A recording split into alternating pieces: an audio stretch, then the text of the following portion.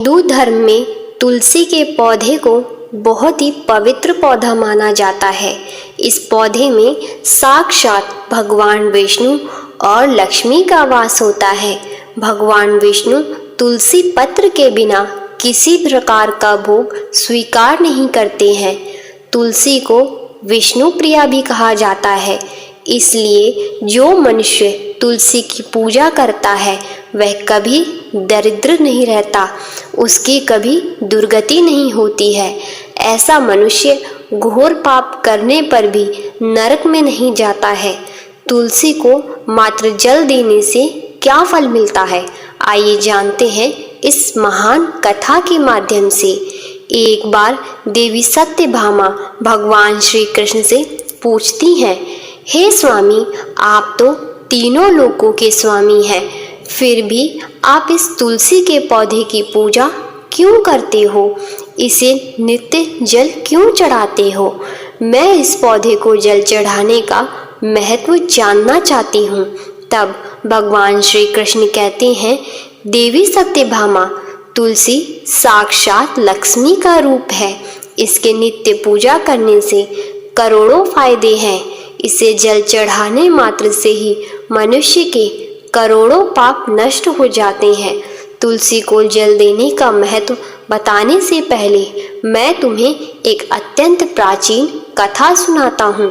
इस कथा के माध्यम से तुम्हें तुम्हारे सारे प्रश्नों के उत्तर मिल जाएंगे, इसलिए तुम इस कथा को ध्यान से सुनो। श्री कृष्ण कहते हैं, देवी, जो भी मनुष्य केवल इस कथा का श्रवण कर लेता है उसे 100 वर्षों तक तुलसी को जल देने का फल प्राप्त होता है। देवी सत्यभामा कहती हैं, हे प्रभु, मैं इस कथा को अवश्य सुनना चाहती हूँ। आप मुझे वह कथा सुनाइए, मैं इसे पूरे ध्यान से सुनूंगी। तब भगवान श्री कृष्ण देवी सत्यभामा को तुलसी को जल देने के महत्व की कथा सुनाते हैं। हे देवी सत्यभामा, इस विषय में एक प्राचीन इतिहास है जो बहुत ही उत्तम और पुण्य फल प्रदान करने वाला है। पूर्व काल की बात है, अवंतीपुरी में धनेश्वर नाम का ब्राह्मण रहता था। वह जन्म से तो ब्राह्मण था, किंतु वह कर्म से भ्रष्ट, कपटी, बुद्धि वाला, कंबल तथा चमड़ा आदि बेचकर धन कमाने वाला तथा अत्यधिक झूठ बोलने वाला था। उसका मन हमेशा बुरे काम करने में लगा रहता था। वह चोरी, वेश्यागमन तथा जुए में आसक्त रहता था। उसने अपने जीवन में कोई भी अच्छे काम नहीं किए थे। उसने अपने जीवन में कभी पुण्य के काम नहीं किए, शास्त्रों के अध्ययन नहीं किया, पूजा पाठ भी नहीं किया। सदैव अपना मन दूसरों के धन पर लगाकर रहता था। वह दिन में धन कमाता और रात्रि में वेश्याओं के साथ रात बिताता था। इस प्रकार से वह अत्यंत पापी धनेश्वर ब्राह्मण अपना जीवन केवल पाप करने में व्यतीत कर रहा था। उसने अपने मुख से कभी भगवान का नाम नहीं लिया और ना कभी देवी देवताओं का पूजन किया। इस प्रकार से पाप करते हुए उसने अपने वर्ष बिता दिए। फिर वह धनेश्वर ब्राह्मण खरीदी बिक्री करने के लिए महितमशीपुरी में जा पहुंचा। उस नगर के पास से नर्मदा नदी बहती है। उस स्थान पर उस नदी में स्नान करने के लिए दूर दूर से लोग आया करते हैं। फिर वह ब्राह्मण उसी नदी के किनारे के आश्रम में ठहरता है। उस आश्रम में अनेक विद्वान ब्राह्मण पुराणों का पठन तथा विष्णु की स्तुति में मग्न रहते थे। वह पाखंडी धनेश भी ढोंग करता हुआ वहीं पर उनके साथ रुक गया। उन विद्वान ब्राह्मणों के साथ रहकर उसे भी श्री हरि विष्णु के नाम सुनने का अवसर मिलता था। वह उस स्थान पर 1 महीने तक रुका। फिर वहां पर आए लोगों ने गायों का पूजन करके ब्राह्मणों को भोजन कराया, तो उस पापी ब्राह्मण ने भी उनके साथ बैठकर भोजन किया। और भगवान का प्रसाद ग्रहण किया।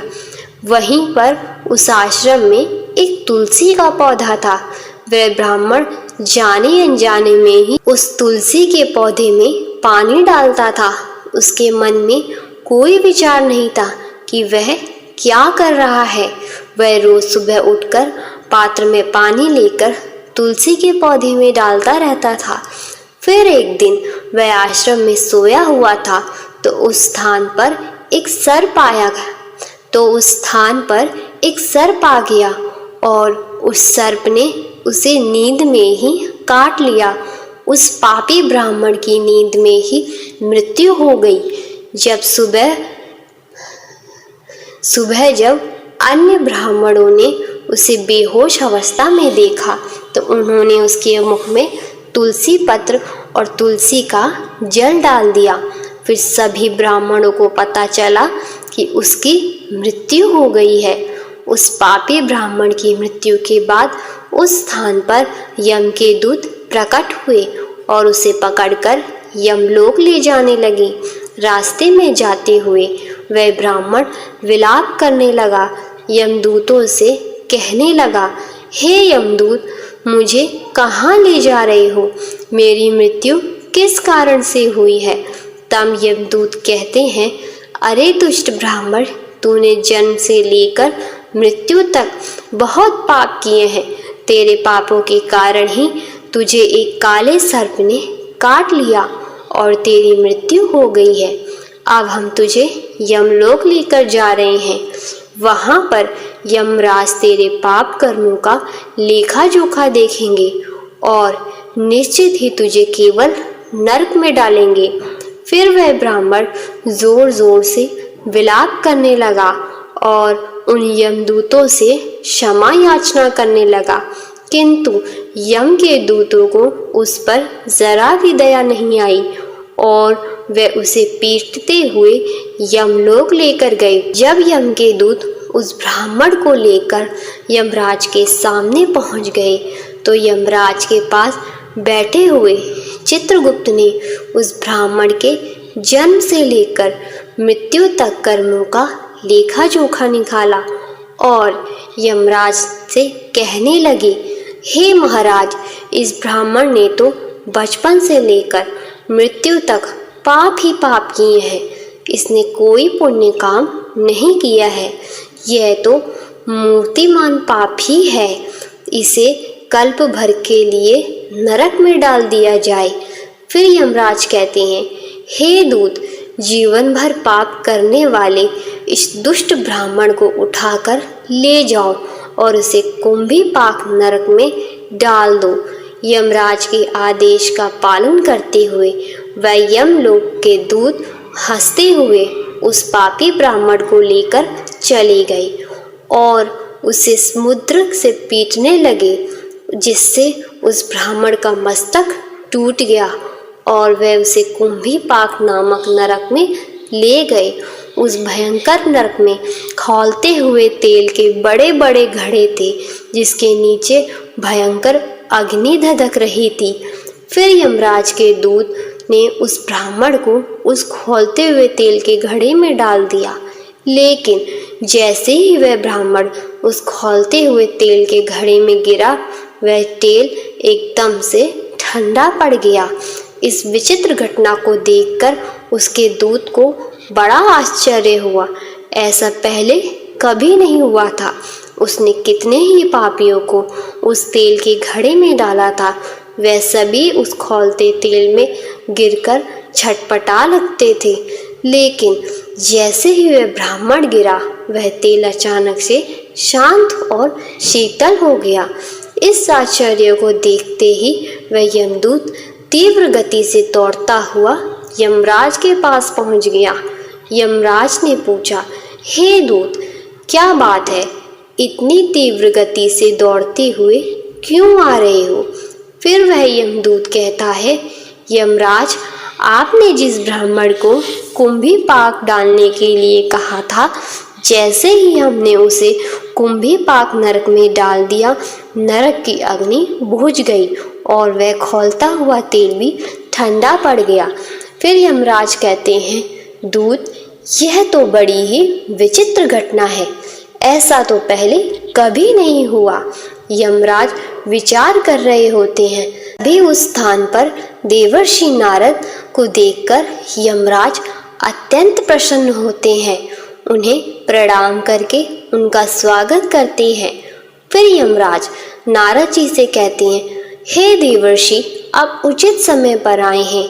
हमने आज एक अत्यंत पापी ब्राह्मण को कुंभीपाक नरक में गिराया है, किंतु उसके गिरते ही नरक की अग्नि ठंडी पड़ चुकी है और खौलता हुआ तेल भी शीतल बन गया है।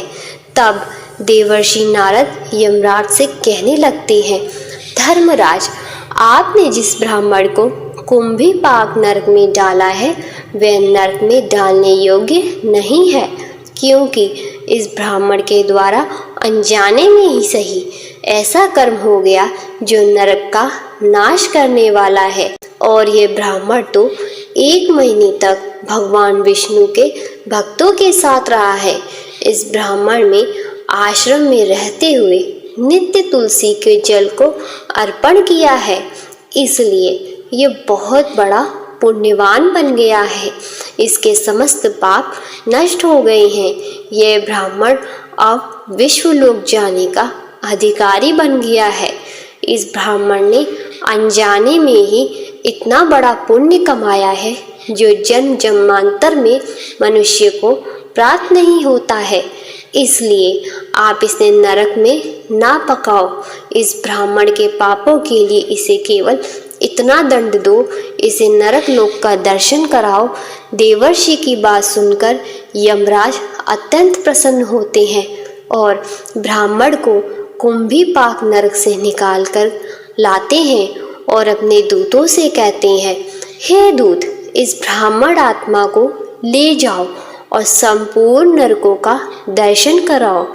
फिर यम के दूत उस ब्राह्मण को ले जाते हैं और संपूर्ण नरक के दर्शन कराने लगते हैं। भगवान श्री कृष्ण कहते हैं, हे देवी सत्यभामा, इस प्रकार से यम के दूत उस ब्राह्मण को संपूर्ण नरक का दर्शन कराते हैं और यक्षलोक में ले जाते हैं और फिर वह ब्राह्मण यक्ष बन जाता है।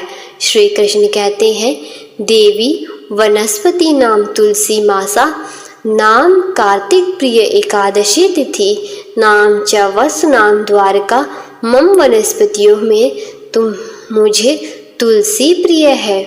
मास के कार्तिक मास तिथि में एकादशी और क्षेत्र में मुझे द्वारका प्रिय है। इसलिए जो मनुष्य नित्य तुलसी की पूजा करता है, तुलसी को जल देता है, वह मुझे सबसे अधिक प्रिय है।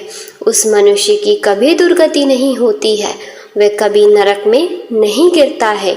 जिन घरों में तुलसी का पौधा सदैव हरा भरा रहता है, उस घर में सुख शांति और समृद्धि बनी रहती है।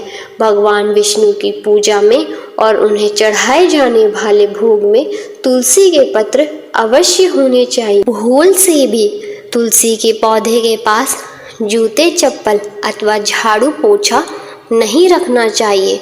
इसे पाप माना गया है। जहाँ पर तुलसी का पौधा हो उस स्थान के आसपास थूकने से घोर अनर्थ होता है। तुलसी के पास जल से भरा हुआ पात्र भी नहीं रखना चाहिए। तुलसी के पौधे के पास दीपक जलाने के बाद दीपक को वहां से हटा लेना चाहिए, क्योंकि तुलसी के नीचे बुझा हुआ दीपक कभी नहीं रखना चाहिए, अशुभ माना जाता है। जिस स्थान पर भी तुलसी का पौधा होता है उस स्थान को हमेशा ही स्वच्छ रखना चाहिए। ये नियमित रूप से तुलसी के पौधे के आसपास साफ सफाई का ध्यान रखें। तुलसी के पौधे में शिवलिंग और गणेश जी की प्रतिमा नहीं रखनी चाहिए। साथ ही तुलसी के गमले में अन्य किसी भी प्रकार का पौधा भी नहीं लगाना चाहिए, यह अशुभ होता है। तुलसी के पौधे के पास कपड़े भी नहीं सुखाने चाहिए, अन्यथा कपड़ों से गंदा पानी तुलसी के पौधे पर गिर सकता है। ध्यान रहे, तुलसी के पौधे को नाखून से नहीं तोड़ना चाहिए, इससे तुलसी का अपमान होता है। यदि तुलसी के पत्ते सूखकर गिर जाते हैं तो उन्हें कचरे में नहीं फेंकना चाहिए। उन पत्तों को आप तुलसी की मिट्टी में ही दबा दें। रविवार के दिन तुलसी के पत्ते नहीं तोड़ने चाहिए और रविवार को तुलसी को जल भी नहीं चढ़ाना चाहिए। कि अन्य दिन नित्य तुलसी को जल अर्पण करना चाहिए। शाम के समय एक दीपक जलाना चाहिए। अक्सर महिलाएं स्नान के बाद अपने बाल खुले रखकर ही तुलसी को जल देती हैं। ऐसा करना गलत होता है। महिलाओं को हमेशा ही अपने बाल बांधकर माथे पर सिंदूर लगाकर ही तुलसी में जल देना चाहिए। इससे तुलसी माँ का आशीर्वाद प्राप्त होता है। घर में तुलसी का पौधा लगाते समय ध्यान रहे कि इसके लिए गंदी मिट्टी का प्रयोग ना करें। तुलसी के पौधे के लिए शमशान की अथवा गंदगी वाले स्थान की मिट्टी का कभी प्रयोग नहीं करना चाहिए। इससे तुलसी माँ रूठ जाती हैं और सूखने लगती है। तुलसी का पौधा कभी गंदे स्थान पर नहीं रखना चाहिए, जैसे नाली अथवा बाथरूम के पास तुलसी का पौधा कभी भी नहीं रखना चाहिए, अन्यथा गंदा पानी तुलसी के पौधे में गिर सकता है, जो बहुत ही अशुभ माना गया है। घर में तुलसी का पौधा कभी सूखना नहीं चाहिए। शास्त्रों में ऐसी मान्यता है कि तुलसी का पौधा सूखना अकाल मृत्यु की सूचक देता है। घर में तुलसी का पौधा सूख जाए तो घर की सुख समृद्धि खत्म हो जाती है। सूखी हुई तुलसी में माँ लक्ष्मी का वास नहीं होता। शास्त्रों के अनुसार मासिक धर्म के दौरान महिलाओं को तुलसी के पौधे में पानी नहीं डालना चाहिए और तुलसी को स्पर्श नहीं करना चाहिए। तुलसी को बिना स्नान किए जल नहीं देना चाहिए और पैरों में चप्पल आदि पहनकर भी तुलसी को जल देना नहीं चाहिए। ध्यान रहे कि वह जल आपके पैरों पर ना पड़े, इससे तुलसी का अपमान होता है। श्री कृष्ण कहते हैं, नित्य तुलसी के दर्शन से मनुष्य को स्वर्ग की प्राप्ति होती है और तुलसी पत्र के सेवन से उसके सभी पाप नष्ट हो जाते हैं। तुलसी का पौधा हमेशा ही घर के सामने लगाना चाहिए। इसे पूर्व अथवा उत्तर दिशा में लगाना चाहिए। सबसे अधिक शुभ होता है। तुलसी के पास मरुस्थलीय पौधे रखना बेहद अशुभ माना जाता है। ऐसे पौधों से नकारात्मक ऊर्जा निकलती है। शास्त्रों में कहा गया है, जिन पौधों से हरी भरी कलियों की उत्पत्ति ना हो, उसके स्थान पर कांटे निकलते हों, तो ऐसे पौधों को तुलसी के पास कभी नहीं रखना चाहिए। शास्त्रों में केले के पौधे का विशेष महत्व बताया गया है। अगर तुलसी के पास केले का पेड़ लगा देते हैं तो कई गुना अधिक लाभ प्राप्त होंगे। केले के पेड़ में भगवान विष्णु का वास होता है। इसे तुलसी के पास लगाने से घर में सुख समृद्धि आती है। तुलसी के पौधे में शालिग्राम भी नहीं रखना चाहिए। तुलसी के गमले में शालिग्राम रखने से शुभ नहीं मिलता है। शालिग्राम को हमेशा मंदिर में रखना चाहिए। तो दोस्तों, इस प्रकार से भगवान श्री कृष्ण ने देवी सत्यभामा को तुलसी के पौधे को जल देने का महत्व बताया है और घर में तुलसी का पौधा लगाने के नियम बताए हैं। आपको ये कथा कैसी लगी कमेंट करके ज़रूर बताएं। जानकारी अच्छी लगी तो वीडियो को लाइक ज़रूर करें। साथ ही कमेंट में जय श्री हरि कृष्ण जय माँ तुलसी जरूर लिखें। आपसे विनती है कि आप इस चैनल को सब्सक्राइब ज़रूर करें ताकि ऐसी ही आध्यात्मिक जानकारी आपको प्राप्त हो। आप सभी का धन्यवाद।